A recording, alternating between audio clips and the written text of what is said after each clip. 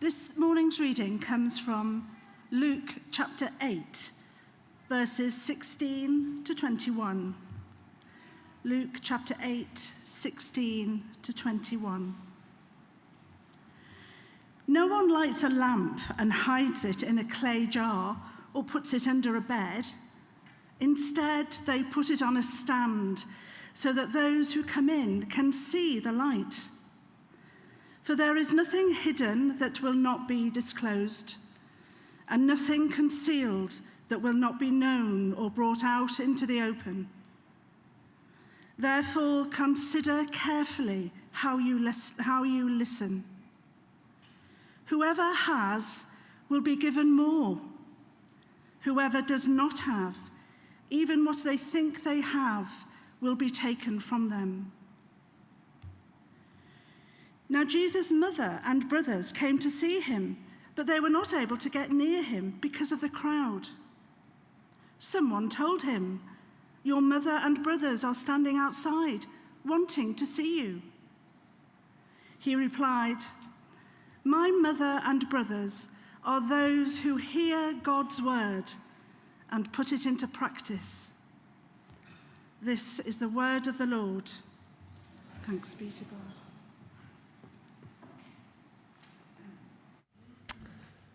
Thank you, Kerry, and good morning, everyone. Lovely to see you. My name's Andy Ruffhead. I'm the curate here at St. Paul's. Let's pray.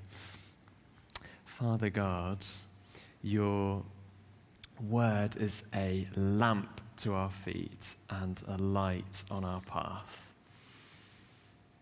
Lord, we're here this morning. Some of us are in a particular place, others in another place in our walk with you. We just pray that you would, by your Spirit, come and speak to us and enliven in us these words of Jesus this morning. In his name we pray. Amen.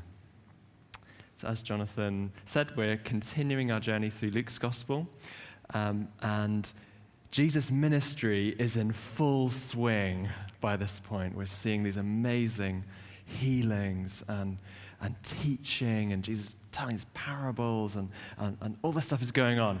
And this morning, we get a little brief aside where Jesus answers the question, what's the point of it all? What's the point of Jesus' ministry and his teaching? Why do the four Gospels contain the whole story of Jesus' life and all that he, and his teaching and healings and miracles? Why not just skip straight to the cross and the resurrection? Why have all of this leading up to it? And it follows straight on from the parable of the sower. So Jonathan was preaching on that last Sunday night, and you can catch up on that. And you can watch that on YouTube or on our website, or give it a listen. And in all the Gospels where the parable of the sower appears, it always prompts this reflection. What is it for? What does it mean? What's Jesus going on about? So Jesus explains, and he uses this metaphor. He says, "My teaching is like a light." So that's what I've called this sermon this morning is Life in the Light. And Jesus uses the image of a lamp. So I've got a modern-day lamp here. This is the light bulb from my house. And when you put up, I'm not an electrician, but there are some amongst us, but when you put up a light, maybe if it's the only light source in the room, where do you put it? You don't put it in the corner behind the sofa, do you? You don't put it under the dining table. It's obvious, isn't it? You put it up, right at the top of the room, right in the middle. That's why when we did the reordering of this church, all the lights are up there so that we can benefit from the light. That's just how light works. And so if that's how we set up our homes, how much more when God sends his Son, the light of the world, Jesus, into our world. He's going to put him in a prominent place, a place where everyone can see. Jesus' teaching is for everyone, each one of us today. No one lights a lamp and hides it in a clay jar or puts it under a bed. Instead, they put it on a stand so that all who come in can see the light. So we're going to look this morning at 3 aspects of Jesus' teaching that's like a light, how it's for us and how it actually needs a response from us today. And the first one is this: Jesus' teaching illuminates. It gives us light. It informs us. It's true. It makes sense. C.S. Lewis, a great Christian thinker and writer and communicator, author of the Chronicles of Narnia, wrote this: I believe in Christianity as I believe that the sun has risen, not only because I see it, but because by it I see everything else. Jesus' words make sense of life in a way that no one else has ever equaled. Christianity is satisfying and has explanatory power both for our hearts and also for our heads. And that's the claim that Jesus is making here. When we look at the teaching of Jesus, it tells us where we've come from, like why we're here, why there's something instead of nothing, because God made the world, because he made each one of us, and he knows us, and he loves us, and has purposes for us. Teaching of Jesus tells us where we're going, the way that God works out his purposes in the world and in our lives. The teaching of Jesus tells us how to live wisely, what the good life looks like, radical lives of generosity and mercy and integrity and justice. I've certainly found this in my years sitting under Jesus' teaching, and I know many of us here will say the same. And it's important to say, if you have questions, because Christianity, the words of Jesus, make sense of life. If you have questions about that or doubts, we would love to invite you to come and join us on Alpha here at St. Paul's. We'll be running an Alpha course in the autumn, and we'd love to have you along to explore with us. Other thing about Jesus' teaching is it's been highly influential. I've been working my way through a brilliant book by Tom Holland, historian rather than the actor, called Dominion, The Making of the Western Mind. This came out a few years ago, just before the pandemic hit.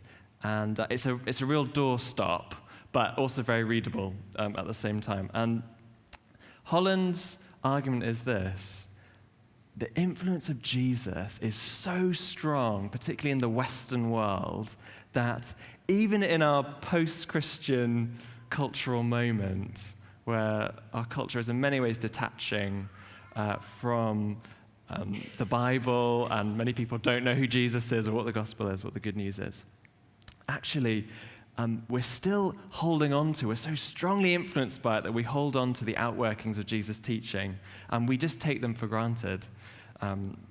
So just even things like equal value of a human life, or the idea of human rights, or international law, the very fact that the war in Ukraine has been condemned across the world, and why we see it as an act of great injustice, actually stems from the teaching of Jesus. In the Roman world, in the first century Roman world, life was not equal, and actually Roman emperors would boast of how many people they had killed in their conquests or enslaved. In fact, the whole economy of the Roman Empire was founded on slavery.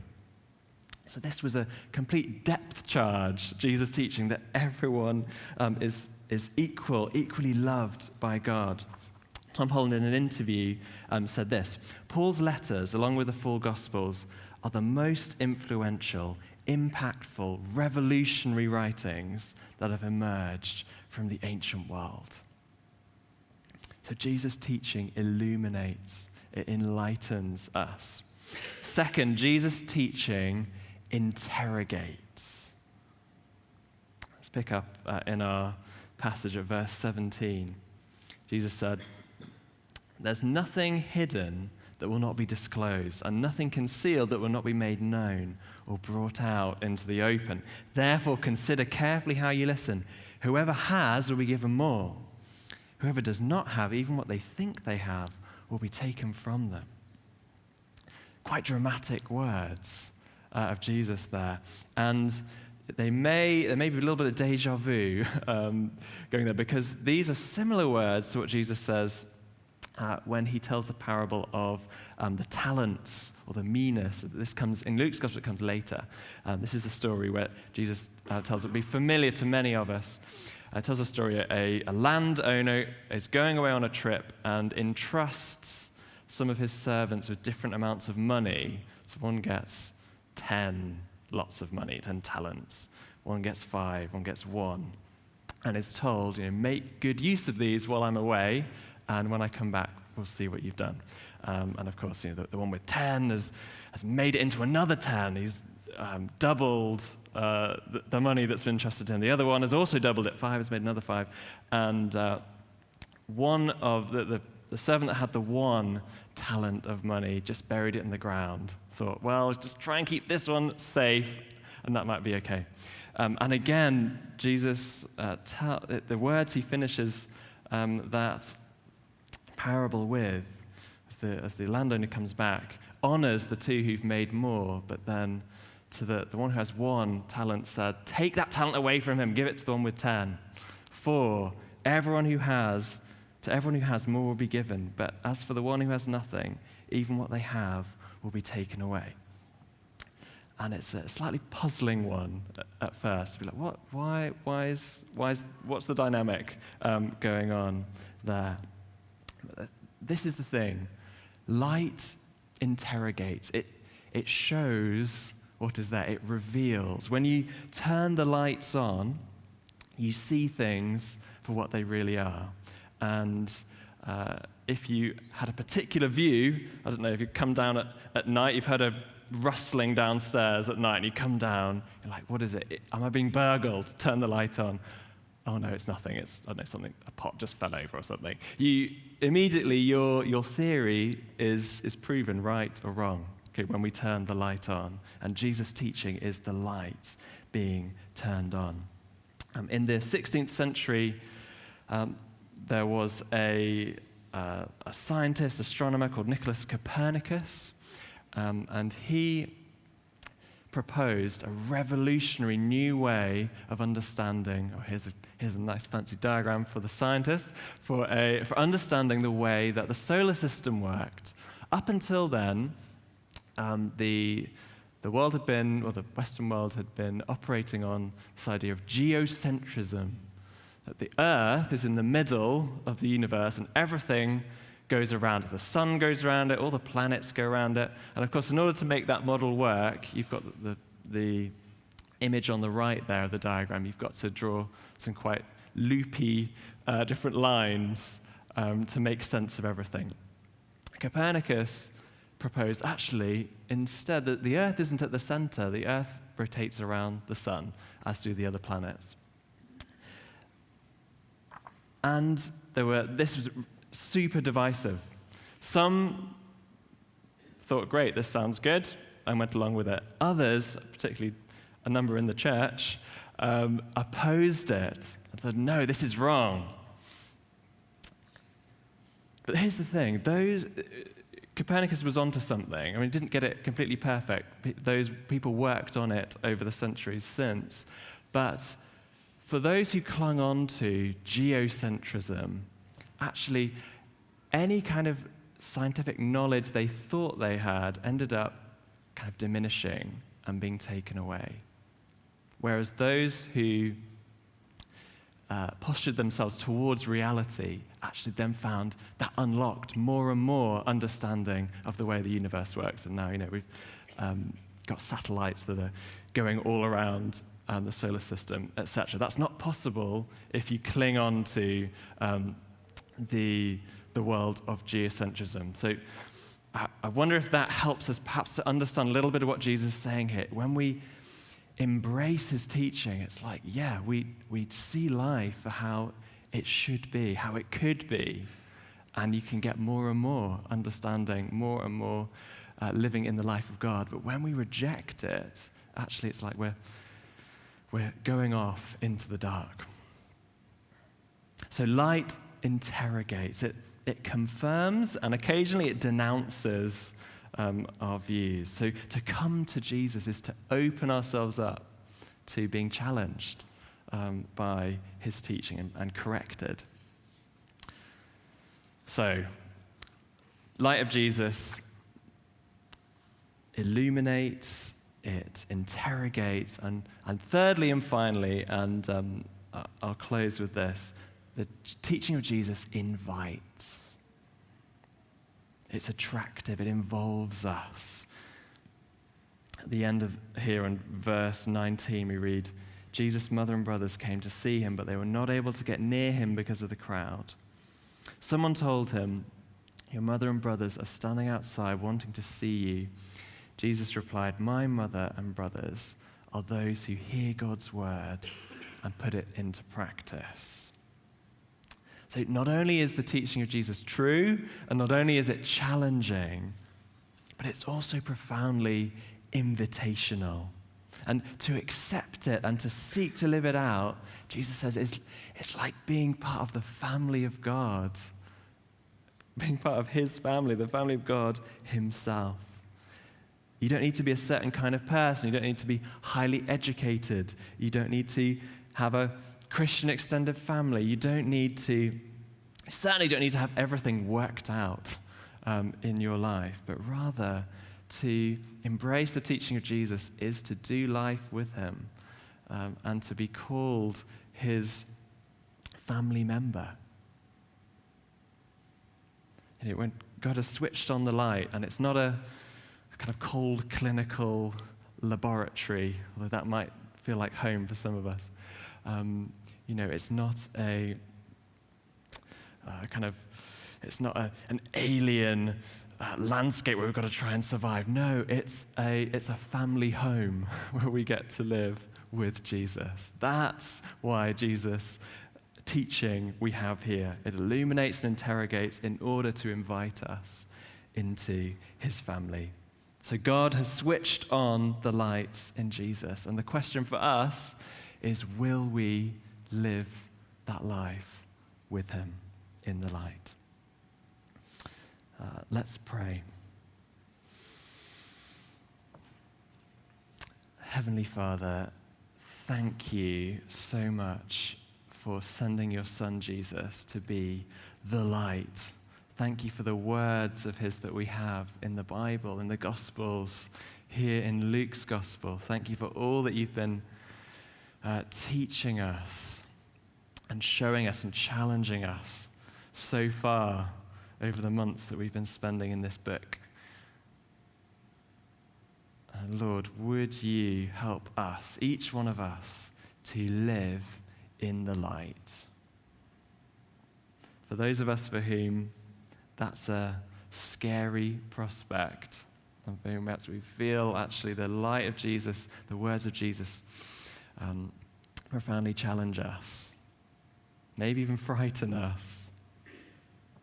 Lord, would you send your Spirit to comfort and to direct? For those of us for whom actually we're not quite sure what the teaching of Jesus is, and it feels often like we can't see, Lord, would you send your Spirit to us to enlighten and to draw us towards yourself. Thank you, Lord, that you're good. Thank you that your words are true. May we live increasingly in the light of them. In Jesus' name, amen.